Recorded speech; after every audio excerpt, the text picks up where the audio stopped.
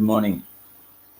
After a long time, I'm taking into account this because taking into account the various aspects that why I had come because I had to go for the online classes. I had to attend the university by spot valuations and so many newsrelations and taking into account the changing of the houses from one place to another place.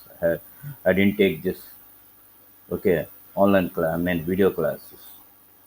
Okay, I'm very sorry, and from here onwards, I'll try my level best to complete the subjects what I have started.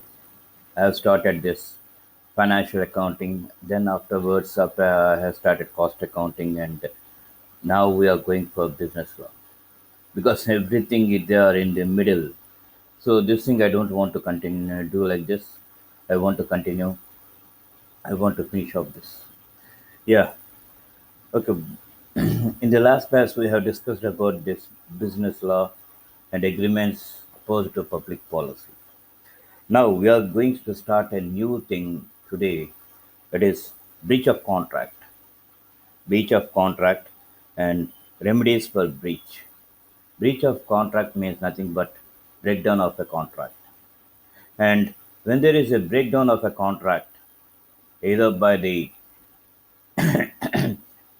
first party or second party, either by the offerer or offeree, okay, there should be some remedies.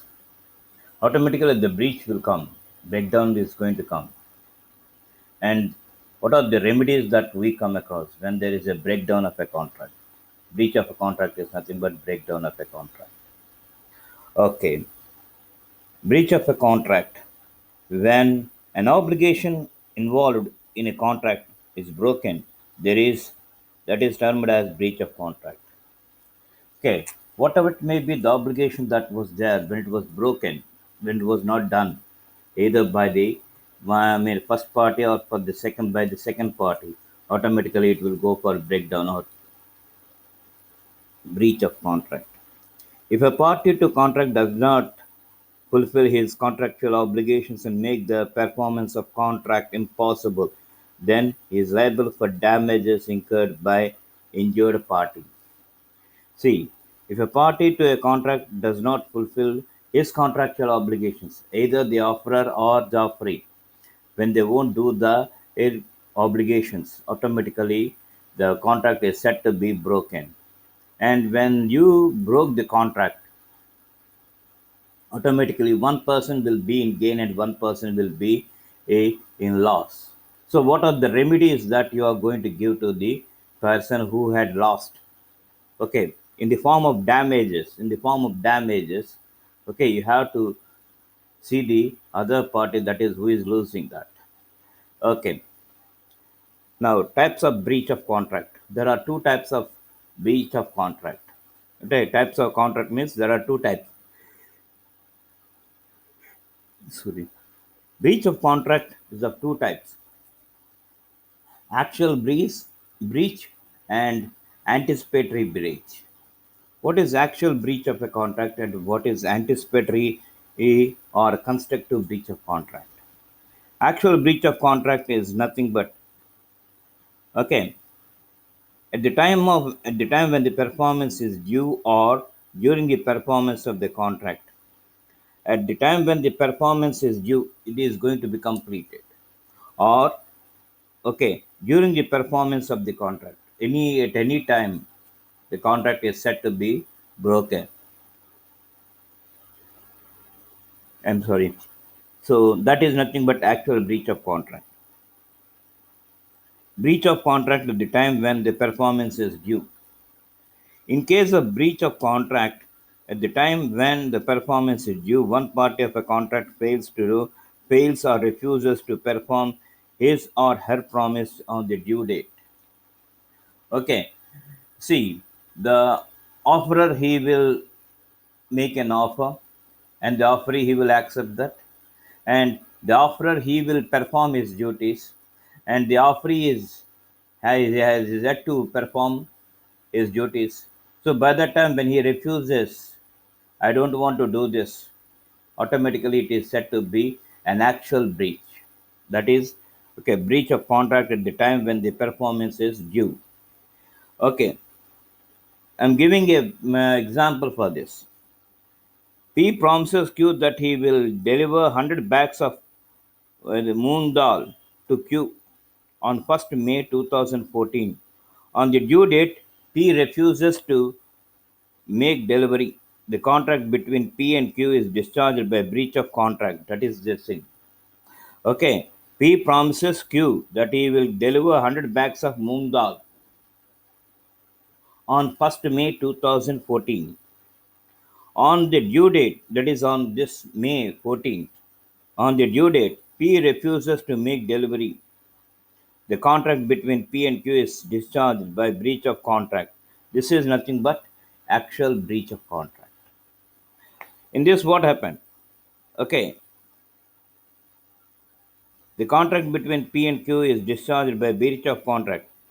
If time is not an essential aspect of the contract and the party in breach wants to perform his promise after the fixed time, then the other party may accept the performance on the condition that the party is in breach would compensate him for non-performance at the fixed time. Okay, see the peculiarity. Suppose if time is not the consent, okay, if time is not consent, that is 1st May is not the main point, then in that case, if he delivers the moong dal bags afterwards, after May 2014 to P to Q, and if Q accepts that, what he will do is, you see, at fixed time of period you didn't deliver that. Okay, fine. But later you have delivered that. But thing is, I'm keeping the fixed time. I'm keeping the fixed time with me. So you are supposed to pay some damages. You are supposed to pay some amount, some compensation to me. Okay. So when P agrees for that, automatically the contract is said to be valid. There you won't come across any effect with this breach of contract. But if Q does not agree, if Q does not agree, okay, then you'll come across the breach of contract or breakdown of contract.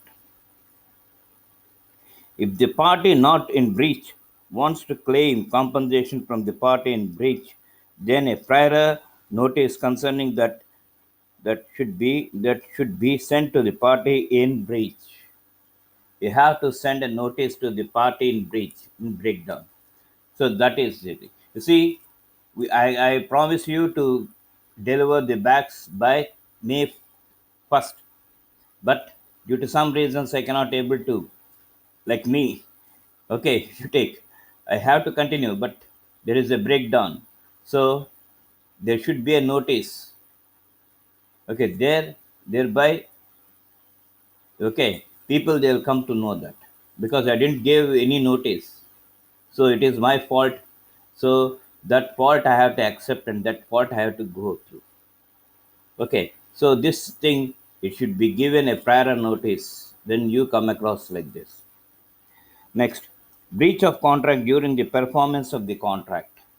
During the performance. In case breach of contract during the performance of the contract, one party of a contract fails or refuses to perform his or her promise during the performance of a contract. The refusal to perform the promise might be either by express repudiation or implied repudiation. Okay, so while doing the contract only, while doing the contract only, okay, if he refuses or if he fails to do the performance or obligation, if he fails to perform his obligations or oblige the performances, then automatically it is said to be a breach of contract. Now, express repudiation or implied repudiation. What is this? Express repudiation means by words spoken or written. By words spoken or written, you have to do that. In case of express repudiation, one party after performing his promise to some extent, that is partially, refuses to perform the remaining promise by an action or by words. Example: P promises Q that he will supply 9 bags of wheat in 3 equal installments at a certain price. After supplying 3 bags of wheat, P said to Q that he will not supply the remaining 6 bags of wheat. There is an express repudiation. This is an example for this. Okay, this is an example for this. Okay, next, implied repudiation. In case of implied repudiation, one party by his act makes the promise of a contract impossible during the performance of a contract. Repudiation implied from the action of the repudiating party. Okay, it will come from the repudiating. I don't want to do that. So this is how you'll come across about this. Okay, thing. And tomorrow we are going to continue